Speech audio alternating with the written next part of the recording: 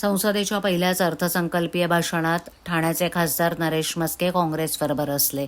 मागील अनेक वर्षात काँग्रेसनं महाराष्ट्राला काय दिलं असा प्रश्न उपस्थित करून केंद्र सरकारनं राज्याला दिलेल्या निधीचा लेखाजोखा मांडला. आज म्हस्के यांनी संसदेत मराठी आणि हिंदी या दोन भाषांमध्ये अर्थसंकल्पीय भाषण केलं. काँग्रेस फक्त टीका करते, खोटी माहिती पसरवते.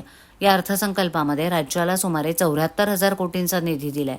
त्याचबरोबर रोजगार देखील तरुणांना मिळणार आहे. गरिबांना परवडणारी 3 कोटी घरं मोदी सरकार देणार आहे. राज्याला देखील त्याचा वाटा मिळणार आहे. त्यामुळे विरोधी पक्षानं खोटी माहिती देऊ नये. यावेळेला राज्यातील रेल्वेकरता हजारो कोटींचा निधी दिलाय. परंतु काँग्रेसनं कधी असं भरभरून दिलं होतं का, असा सवाल म्हस्के यांनी उपस्थित करून काँग्रेस पक्षावर टीका केली आहे. काँग्रेसला 10 वर्षांनंतर विरोधी पक्षनेतेपद मिळालं, ते त्यांनी पुढील अनंत काळ सांभाळून ठेवावं असा टोला मारून विरोधी पक्ष देश म्हणजे गांधी घराणं असं समजत असल्याची टीका केली. यावेळेला खासदार म्हस्के यांनी राहुल गांधी यांच्या विरोधात कडक शब्दात टीका केली तर पंतप्रधान नरेंद्र मोदी यांच्या कार्याचा गौरव केला. पहिल्याच भाषणात त्यांनी चुणूक दाखवली असल्यानं यापुढेही ते आक्रमक भूमिका घेतील असं बोललं जात आहे.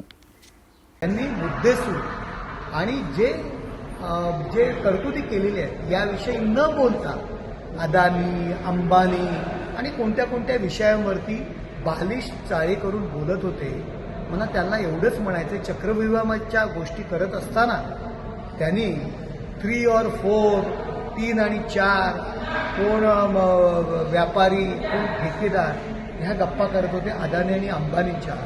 मला त्यांना एक आठवण करून द्यायची, त्यांच्या इंडिया अलायन्समधले नेते, युवा नेते ते ह्या ठिकाणी टीका करतायत आणि त्याच अंबानींच्या लग्नांमध्ये नाचत होते. त्यांच्या इंडिया अलायन्सचे कितीतरी मुख्यमंत्री त्या लग्नाला जाऊन प्रमुख पाहुणे म्हणून होते. त्यांचे कितीतरी खासदार, जरा चौकशी करा.